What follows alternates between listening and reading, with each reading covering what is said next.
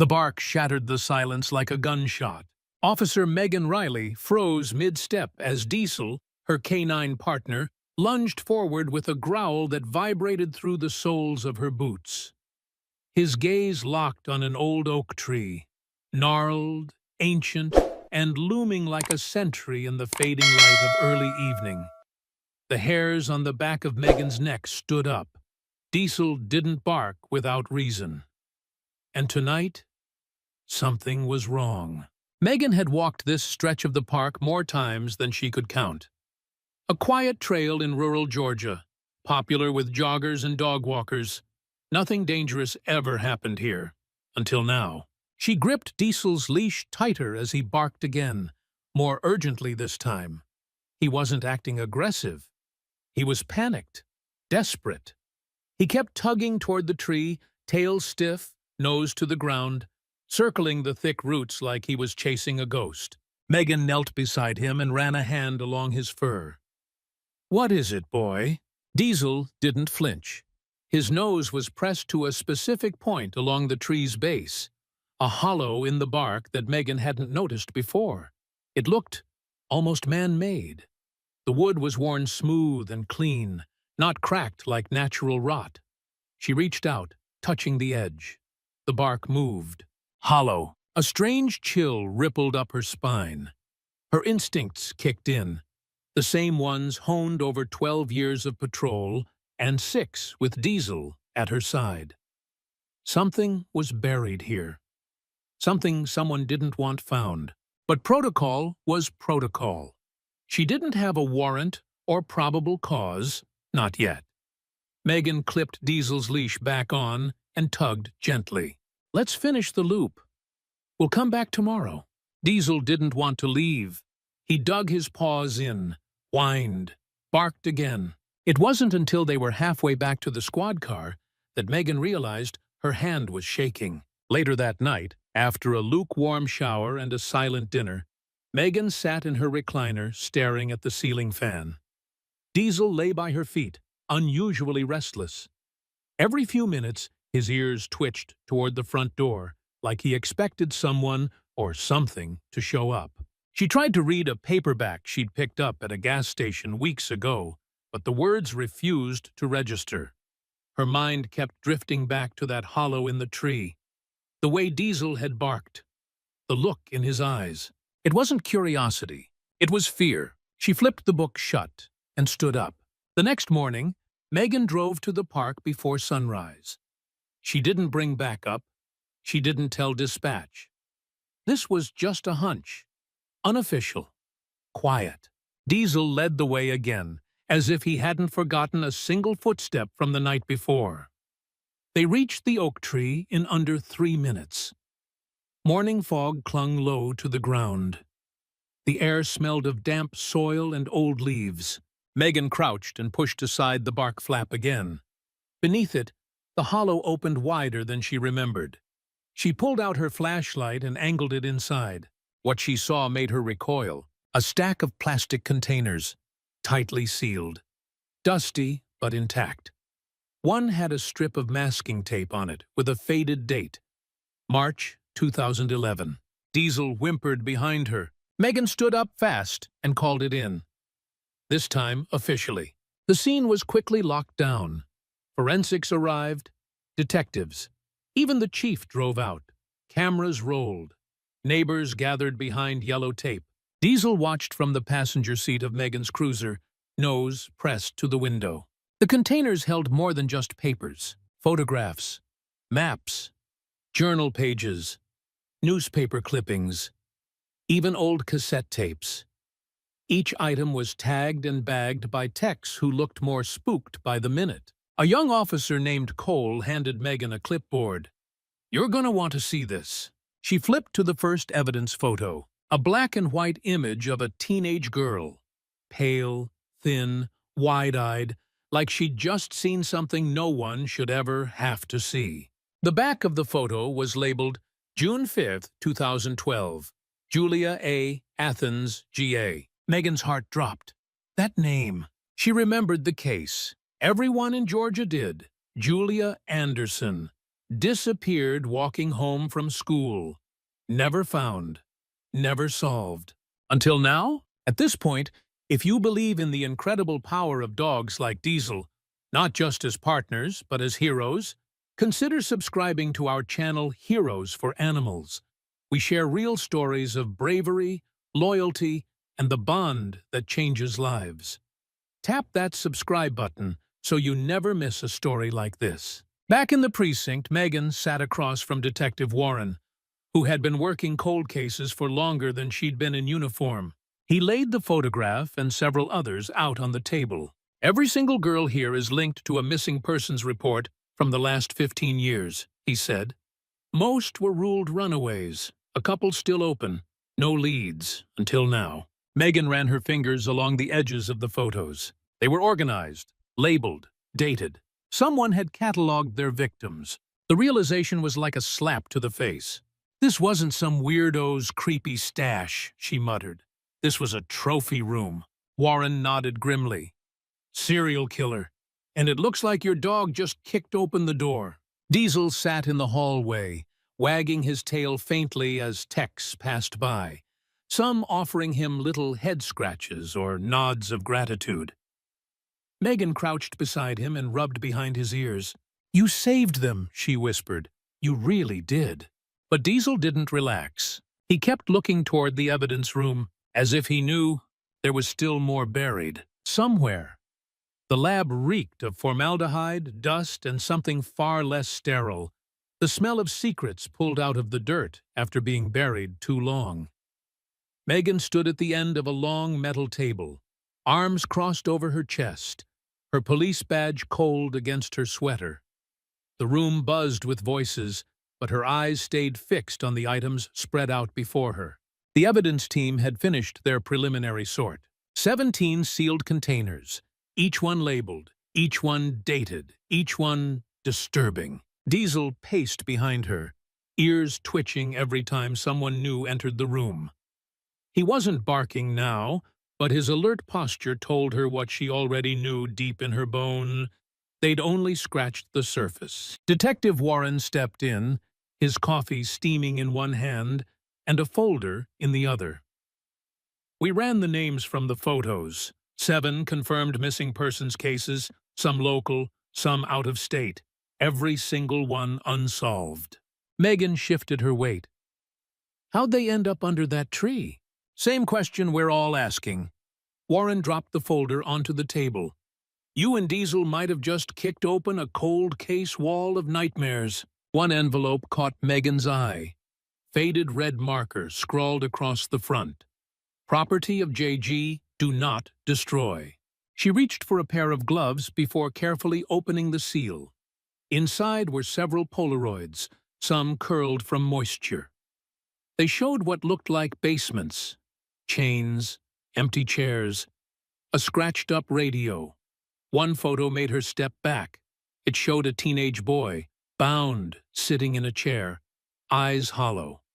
The back of the photo simply read, Number 4, didn't last the night. Megan's breath caught. This guy wasn't just collecting evidence, she murmured. He was documenting everything. Warren nodded. We've already submitted prints and hair fibers from the boxes. But here's the wild part. We found trace DNA under one tape seal. Came back partial, but with a match to a former state parks employee. Retired 10 years ago. What's the name? Warren hesitated. Jack Galloway. Megan blinked. Wait, Jack Galloway? The guy who went missing after that boating accident on Lake Sinclair? Yeah. Warren tossed down a printed mugshot from 2005. Turns out, no one ever found his body. The boat was recovered, but Galloway was presumed drowned. Megan stared at the photo. She remembered the case. Everyone did. Local celebrity in his day, ran school nature programs, gave tree talks to third graders. So either he faked his death, she said slowly, or someone is planting this stuff to make it look like he did. Bingo. And either way, Warren looked toward the door. This is no longer just a local case. FBI's en route. Later that afternoon, Megan and Diesel returned to the park. not as casual visitors this time. Now they were the catalyst of a potential multi-state investigation. She glanced around at the familiar trail, feeling like it had shifted under her without warning. Joggers still passed by. Kids rode bikes. Couples walked dogs. No one had any idea that just feet away from their daily lives, a killer had stored trophies of death and pain. She crouched by the oak again. The soil was disturbed. Forensics had combed every inch. But Megan's gut said there was more. This wasn't just about hiding evidence, this was ritual. Diesel sniffed around, tail stiff. Then a sharp bark. He turned. He ran. "Diesel!" Megan shouted, sprinting after him. He bolted down the path, paws thudding against the ground like thunder. Past the pond. Past the maintenance shed. Toward a smaller grove of trees near the back of the park where most people never went.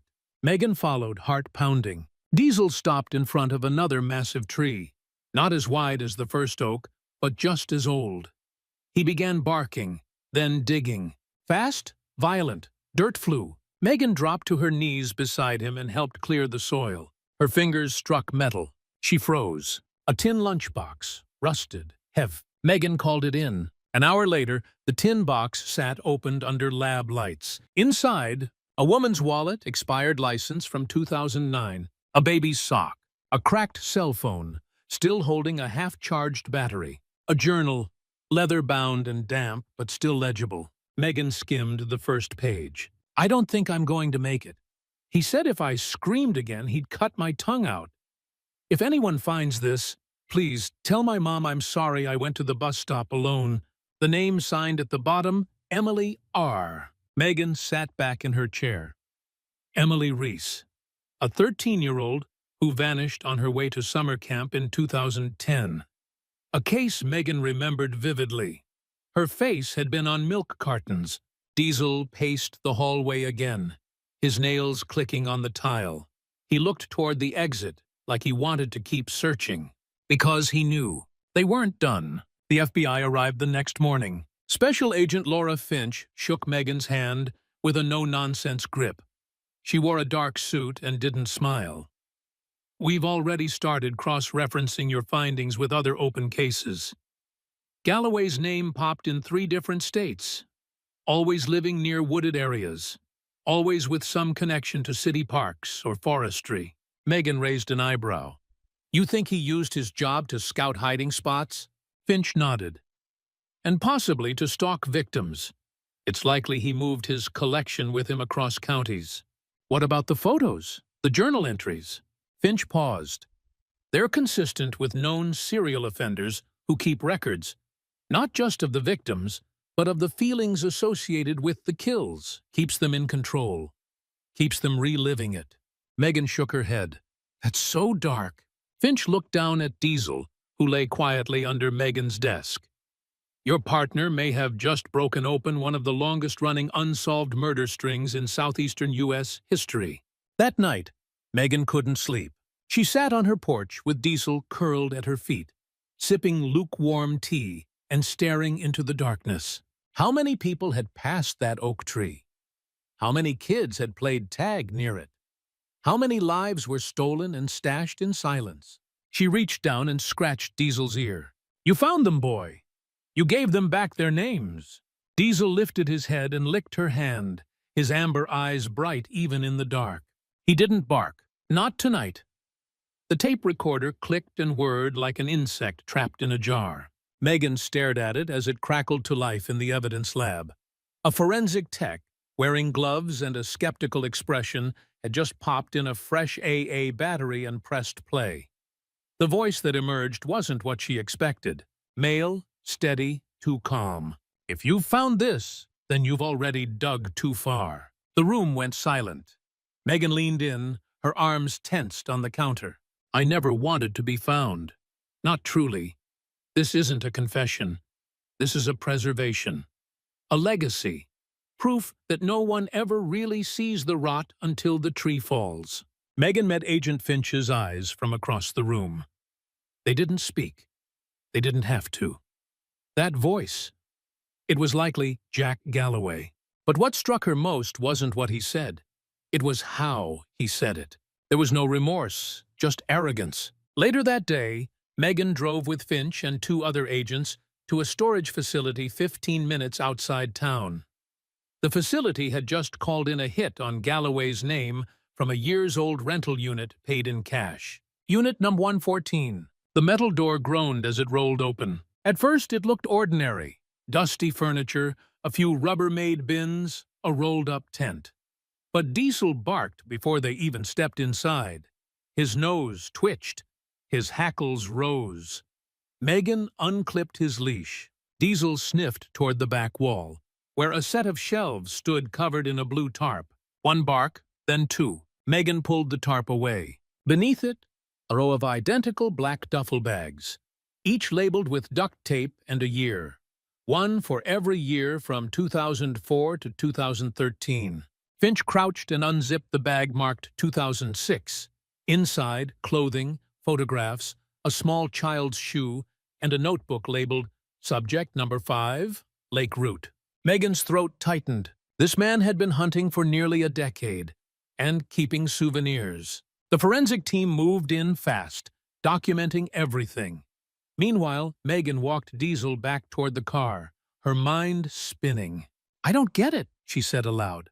"Why hide this stuff? Why keep it?" Diesel nudged her hand, sensing the unease radiating from her. Finch approached with an evidence bag. "You need to see this." Inside was a Polaroid. Another victim, likely, but this one had something different. A name tag from a summer camp. Green Pines Camp, Macon, GA. Megan froze.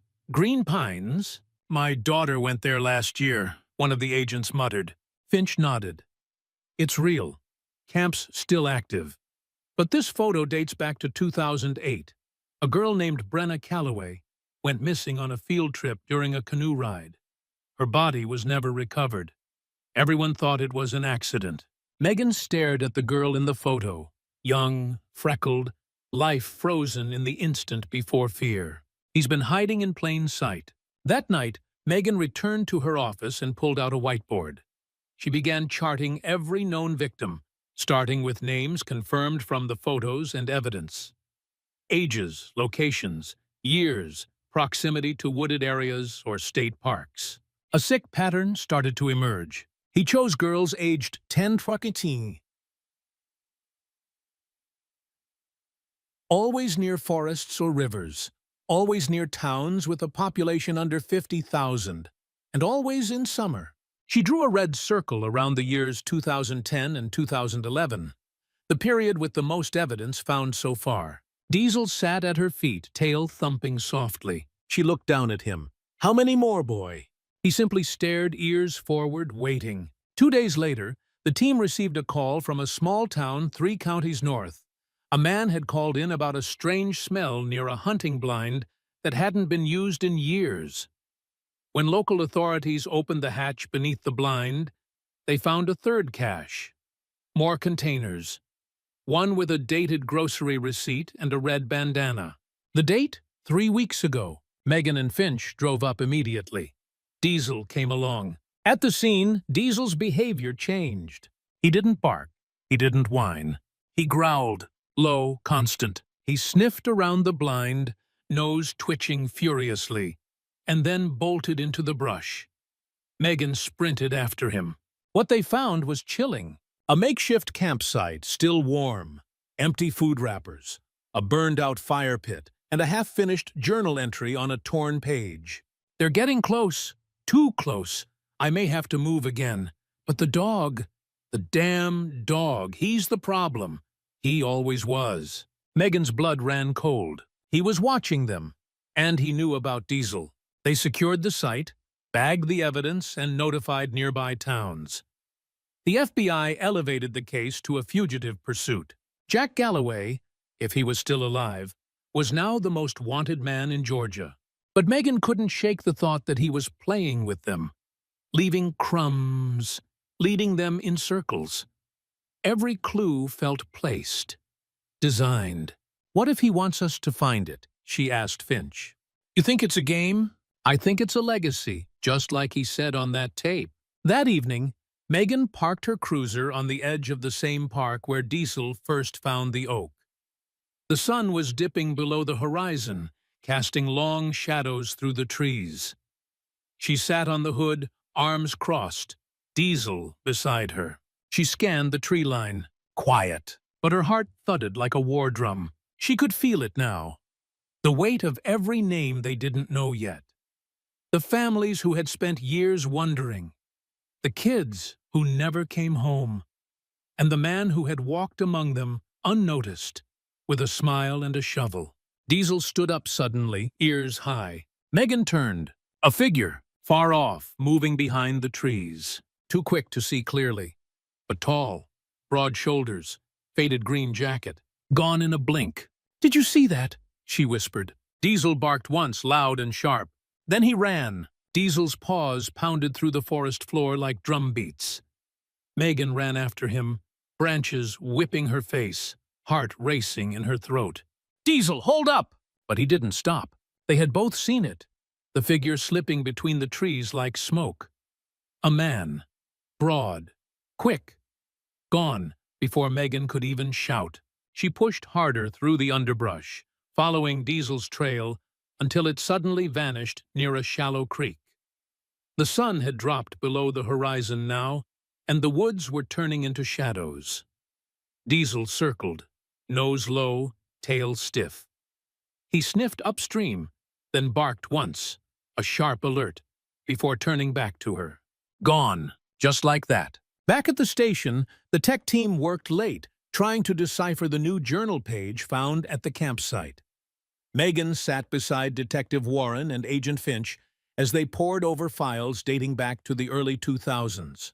"I want everything tied to Galloway," Megan said. "Childhood, work history, even his high school yearbooks if we can find them. Something's not adding up." Finch nodded. "You think there's a deeper pattern?" "There always is," Megan muttered. "Monsters don't just show up out of nowhere." By morning, they had answers. Galloway was born in 1963 in Clayton County, Georgia. His mother died when he was 8, cancer. His father, a logger and part-time preacher, had a reputation for violence, but was never charged with anything. Galloway bounced around foster care until age 12, when he was placed with a couple in rural Alabama. From there, things got murky. No school records between 7th and 10th grade, no photos, no medical history, just gaps. "Like he vanished," Megan said. "Or was hidden," Finch replied. "The first official job record?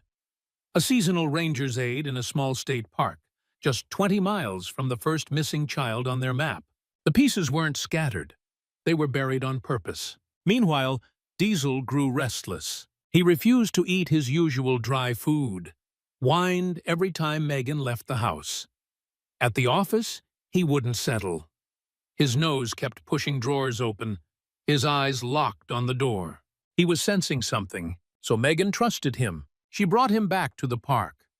Not to the oak tree this time, but to the farthest trail, the one that bordered county property and an old abandoned power substation. Diesel walked slowly, deliberately. He sniffed every post, every tree.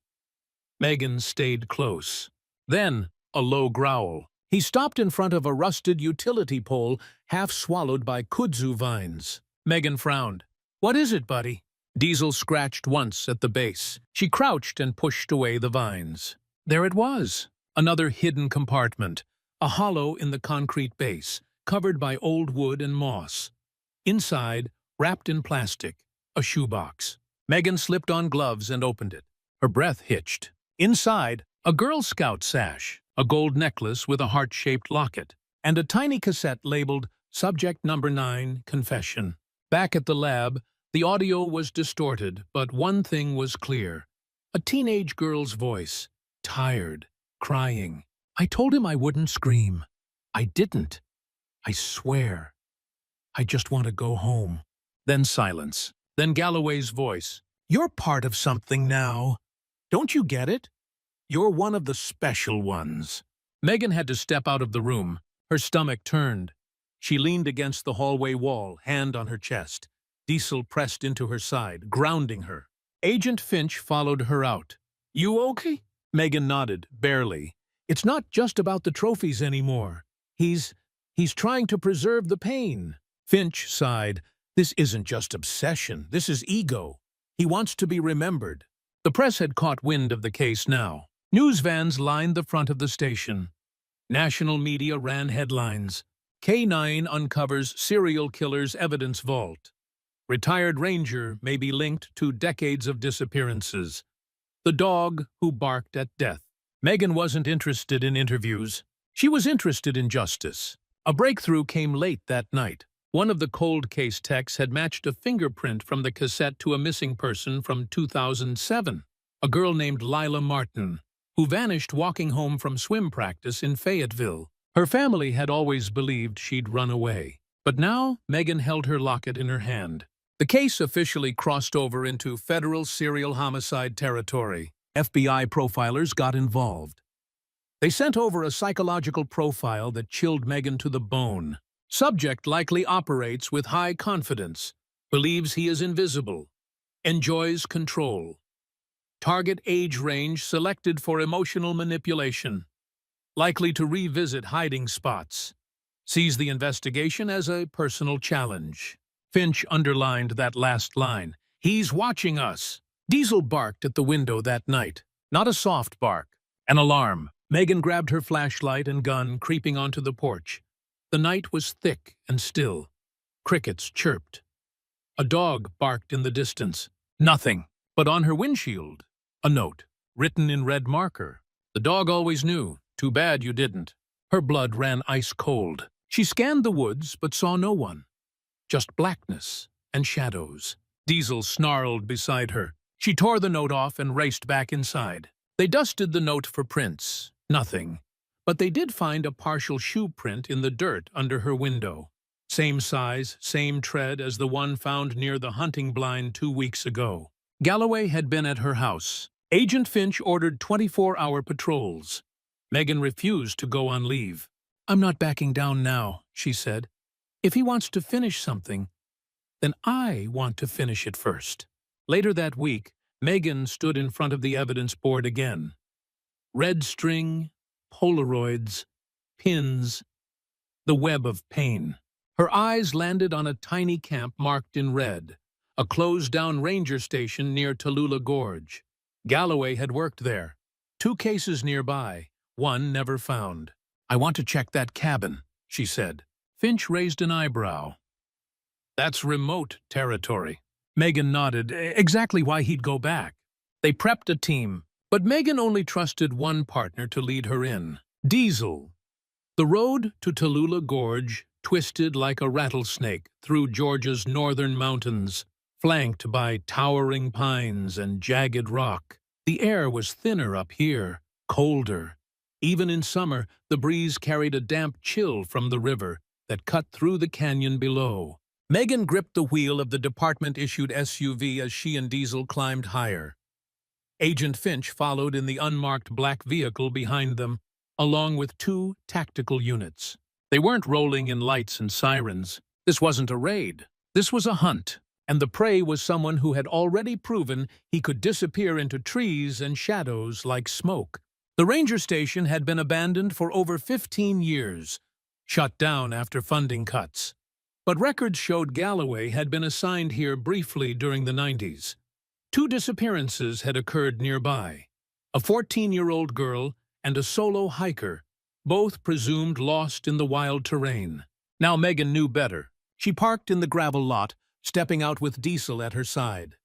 The building was still standing, barely. The front porch sagged and the windows were boarded up, but the stone foundation remained solid. Agent Finch joined her, scanning the area. Cell service cuts out 2 miles back, radios only. Old school, Megan said, patting her shoulder unit. Diesel stood still. Then he lifted his nose and growled, low, almost like a rumble from deep inside his chest. They swept the cabin slowly. Inside it smelled of mildew, ash, and something faintly sweet, like rotted fruit. Flashlights cut through the gloom, revealing a dusty table, broken furniture, and animal droppings in the corner. But then Megan spotted it. Boot prints. Fresh. leading to a back closet. She raised her hand, signaling the agents behind her.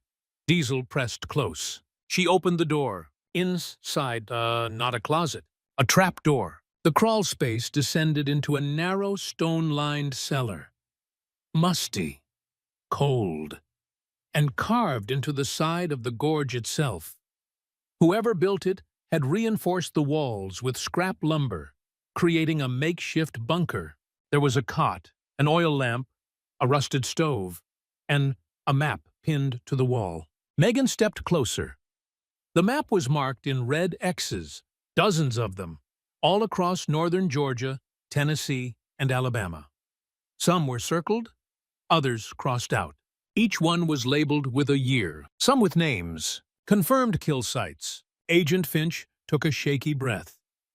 He's been tracking his work like a soldier marking battlefields. Megan's eyes scanned the map. One location was circled twice in red. A point labeled only, Return 2025. This one's personal, she whispered. In a crate beneath the cot, they found photos. Fresh ones. One showed Megan walking Diesel near the park. Another showed her at a gas station. One, chillingly, was taken outside her house, through her living room window. Galloway had been watching her for weeks. This wasn't just a cat-and-mouse game anymore. This was obsession. They secured the site and called for backup to document everything. But Megan couldn't sit still. She paced outside the cabin while the sun began to dip over the gorge, casting long shadows across the forest floor. Diesel barked suddenly, sharp and alert. Megan turned. He was facing the tree line. And then she saw it? A figure. Moving fast. "Galloway!" she shouted. She unclipped Diesel's leash. "Find him!" The forest exploded into chaos. Diesel tore through the underbrush with Megan and two agents close behind. Finch radioed for air support, but the signal was already crackling. The figure ran with practiced ease, weaving through rock, leaping logs, always just out of reach. But he made one mistake. He slowed down near a ridge, and Diesel closed in. With a thunderous growl, the German shepherd leapt and tackled the man behind the knees, sending them both crashing into the dirt. Megan arrived seconds later, gun drawn. But it wasn't Galloway. It was a decoy, a middle-aged man, terrified, covered in leaves, and clearly drugged. He whispered through chattering teeth, He made me wear the jacket. Said he'd kill me if I didn't run." Megan's blood ran cold.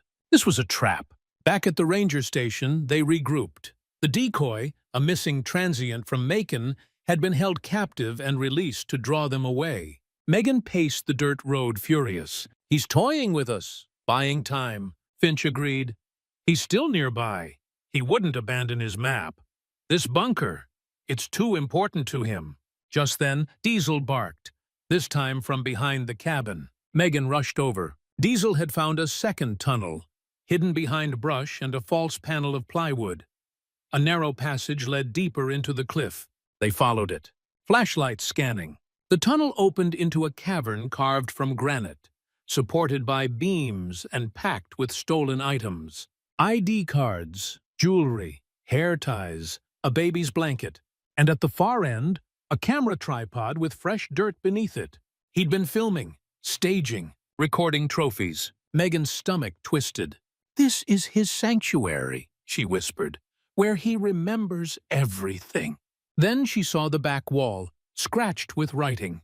Dozens of names, some crossed out, some still waiting. Her own name was on it, so was Diesel's. They secured the cavern. No sign of Galloway. But the evidence was undeniable. This was where he returned to reflect, to fuel his sick ego. The next morning, Megan walked the edge of the gorge trail with Diesel beside her, both of them quiet.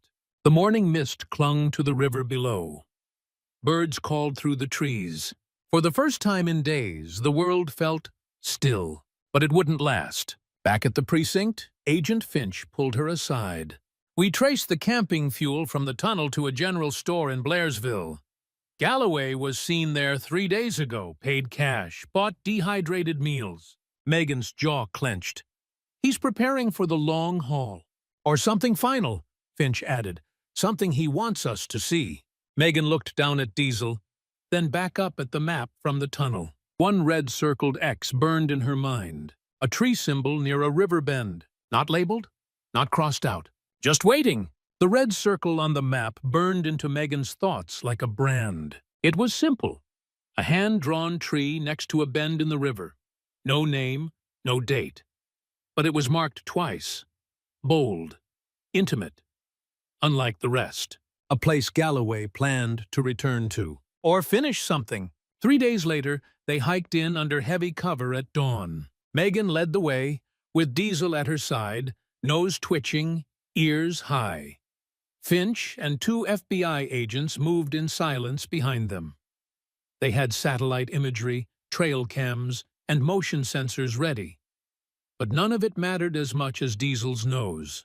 The trail curved along the riverbank for almost a mile, then veered toward a clearing marked by 3 tall poplars, and in the center stood a massive dead oak, limbs brittle like claws reaching into the sky. The team paused. Diesel growled. "There," Megan whispered, said. "That's the spot." They approached cautiously, weapons drawn, radios on, silent. Megan stepped around the base of the oak, scanning the trunk. Then she saw it, a panel cut into the bark, identical to the first tree where it all began. She knelt, brushed it open.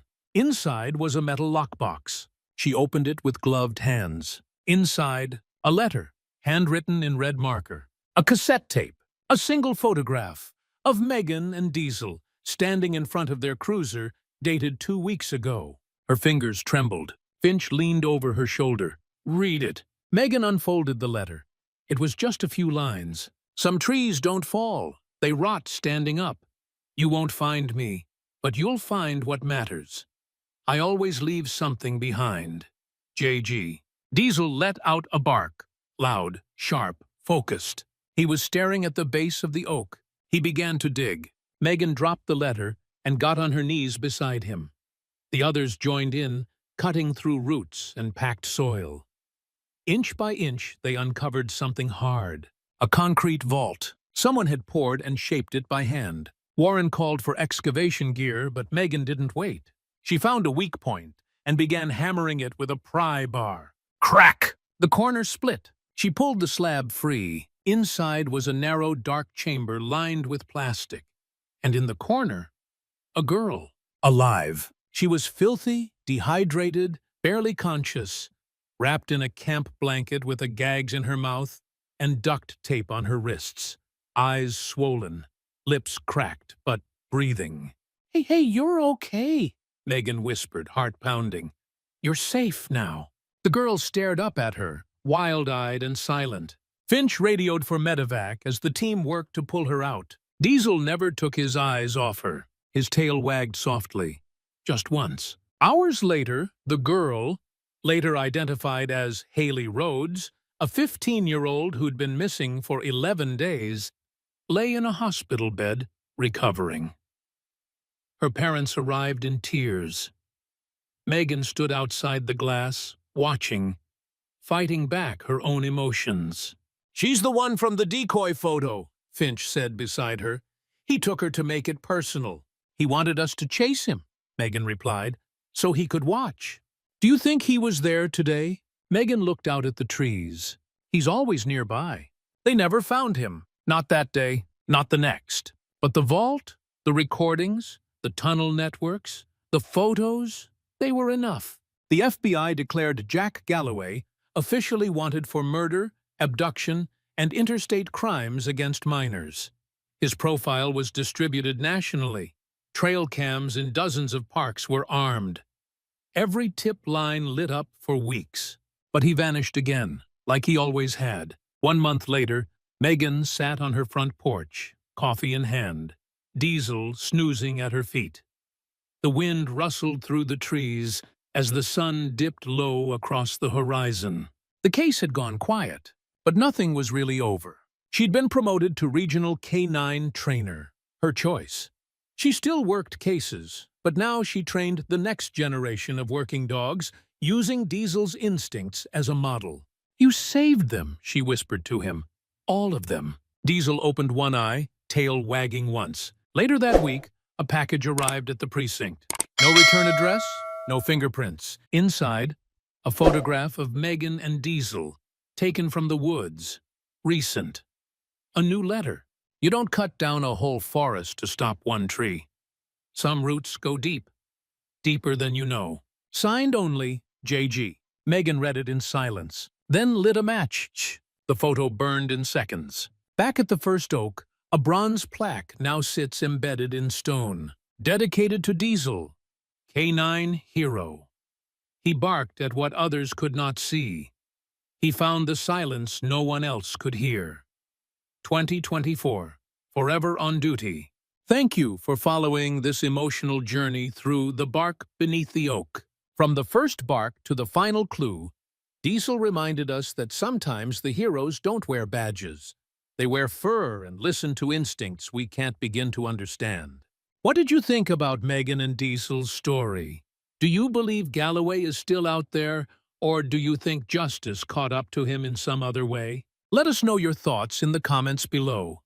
And don't forget to like, share, and subscribe to Heroes for Animals for more true and emotional stories of courage, loyalty, and the bond between humans and their four-legged protectors.